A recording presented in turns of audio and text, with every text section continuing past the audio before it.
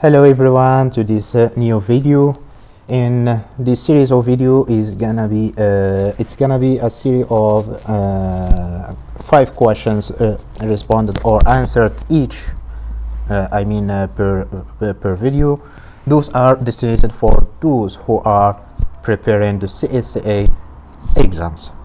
So we're gonna start with mechanics here, and for the first question it said that an object starts from rest and moves with uniform acceleration in a straight line. Okay, its displacement is in the third second is 10 meters. Its acceleration is it 2 or 4 or 5 or 10. So pay attention here please. The displacement in the third question, that means exactly at the third question when second so at 3 seconds it's 3, because here we are specifying the second. That means it's gonna be the displacement between the second that we're talking about and the second that is getting before, which means t equals 2 seconds. So moving from 2 to 3, there is a displacement of 10 meters. All what we know is the general formula of displacements in kinematics. It's 1/2 a t squared plus u t. So for the u here, it starts from rest. That means it's gonna be 0, and the s3 would be 1/2 a 3 squared, which is 9/2a. S2 would be 1/2 a 2 squared, which is 4/2. That's gonna be 2a's. And finally we're gonna get this. We have 9/2. This is 4.5 a minus 2a's. We're going to just like factorize. A would be equal to 10. Finally we have 4.5 minus 2, this is 2.5. A equals 10 meters. The A would be 10/2.5. That's getting us to conclude the A is 4 meters per second square.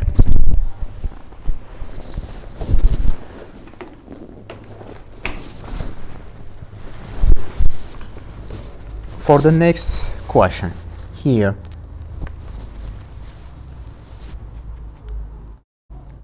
the right answer for sure here it's gonna be B.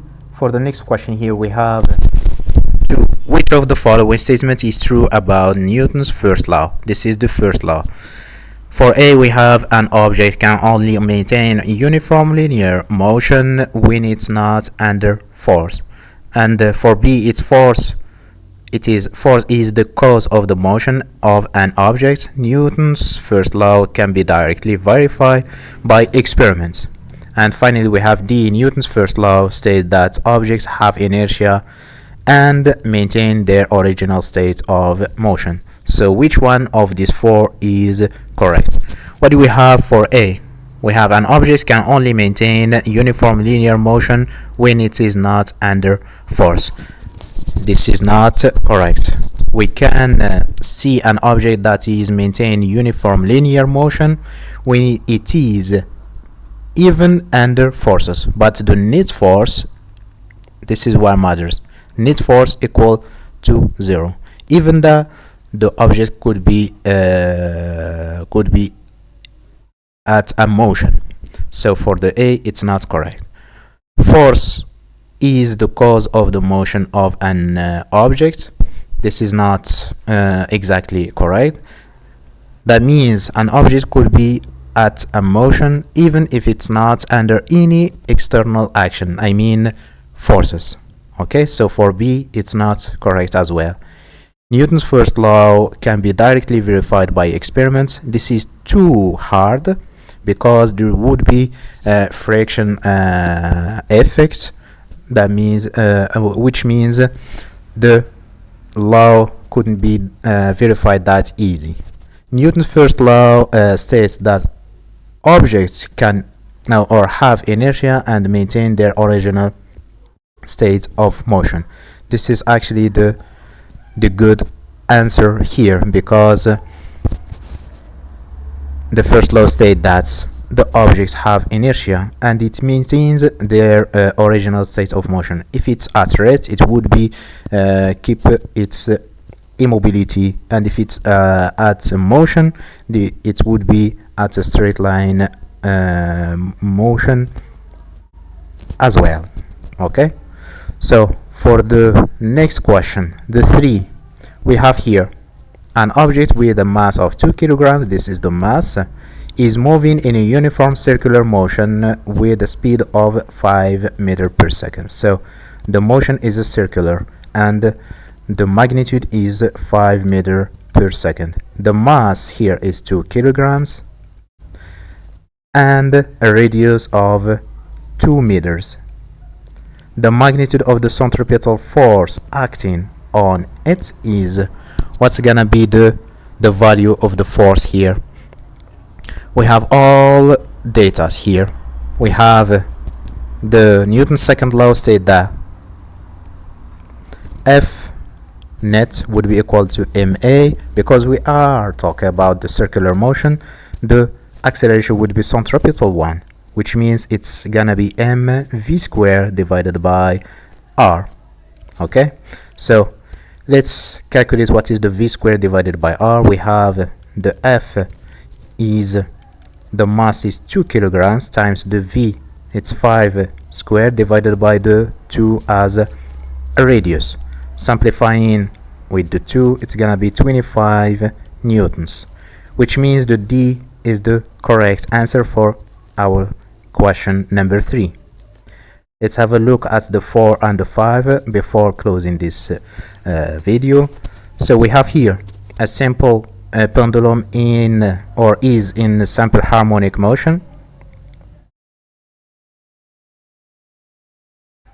It's moving back and forth. We have here simple harmonic vibration. When it reaches a highest point, that means there is a certain height that could be reached by this pendulum. When it is when it reaches the highest point, which of the following statement is correct? We're talking about this point exactly. So for A, maximum velocity, 0 kinetic energy. When it reaches the highest point, the velocity would be equal to 0. It's gonna stop for a moment. So for A, it's not the correct one. For B, 0 velocity, maximum kinetic energy. When we say 0 velocity and kinetic energy is as an expression, it's 1/2 mv squared. If the v equals to 0, that means the kinetic energy is 0. That means the B is not the correct answer as well. For C, 0 velocity, 0 kinetic energy. That's what we just mentioned here. If the velocity equals to 0, that means directly the kinetic energy is 0, because the kinetic energy is related directly to the mass and the square of the velocity. So for C, this is our answer that we're looking for. For D, here we have maximum speed, maximum kinetic energy. This is not correct, obviously, because at the highest point there wouldn't be any motion. So for the last question for our for today's video, 5 here state that 2 objects of different masses are thrown horizontally from the same height. It's gonna be the same height. 2 objects are thrown, the m and m prime. So 2 objects of different masses, we have the mass is not the same, are thrown horizontally from the same height with different initial velocity or velocities. Neglecting air resistance, they would have the same landing time. This is actually the correct answer. Same landing speed, that's not gonna be the answer, because the vertical component is generated or controlled by the g, or the vertical acceleration, which is gravity, but the horizontal one is not the same. That means the total speed or the total velocity wouldn't be the same. So for B, it's not the correct answer. So for C, the same landing dynamics. This is exactly as we say before. The speed is not the same horizontally, so the dynamics would differ as well. Difference acceleration. They are not under difference acceleration because they are under the same acceleration, which is gravity. It's the g. That means the c and the d are not the correct ones as well. So all of that confirms that the a is the correct answer. That would be the same landing time here.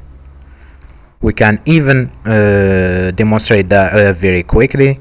We have or the formula is just like the t equals the square root of the 2g under here and the h above. So as we see, there is no the landing time is not linked to the mass. It's just like the height and the g. Whatever the mass, the landing time would be the same for the two different objects as masses. So this is it for today's video. Next video we're going to start with 6 until question number 10.